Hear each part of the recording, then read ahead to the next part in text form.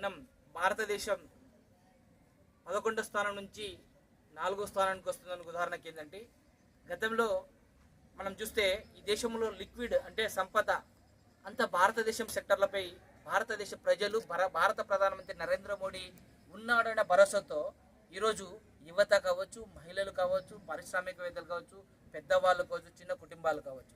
ఒకప్పుడు మన్మోహన్ సింగ్ గారి ప్రభుత్వం ఉన్నప్పుడు కేవలం 3 లక్షల డిమాట్ అకౌంట్ ఉండేది.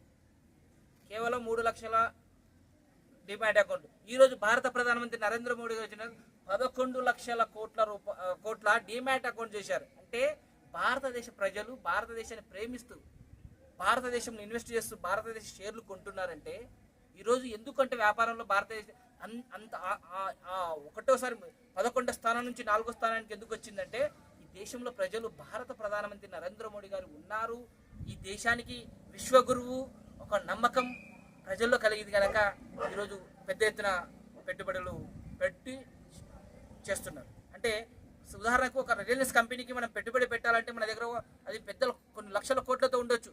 మన దగ్గర ఒక ₹1,00,00,000 కావచ్చు, ₹1,00,000 కావచ్చు, ₹50,000 ఒక ఇన్వెస్ట్మెంటర్ పెట్టి ఈరోజు లబ్ధి పొందుతున్నాడు.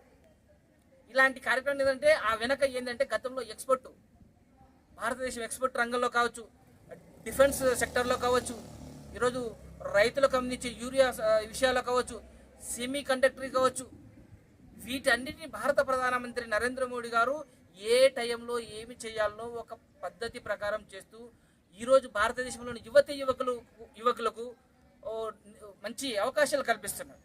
అంటే సెమీ కండక్టర్ ఇవ్వడం వల్ల యువకులు అందరూ జాబులు రావు, అందరూ టీచర్ కాలేరు, అందరూ పోలీస్ ఆఫీసర్ కావచ్చు, అందరూ కావచ్చు, పారిశ్రామికవేత్తలు కావడానికి కూడా. ఇంకొకటి భారతదేశ ప్రధానమంత్రి నరేంద్ర మోడీ గారు ఈ దేశంలో కనివిరిగని విధంగా ఎస్సీ సమావేశం ఎస్సీలతో ఒక 100 మంది పారిశ్రామికవేత్తలతో ఒకసారి ఒక సమావేశం నిర్వహించాడు.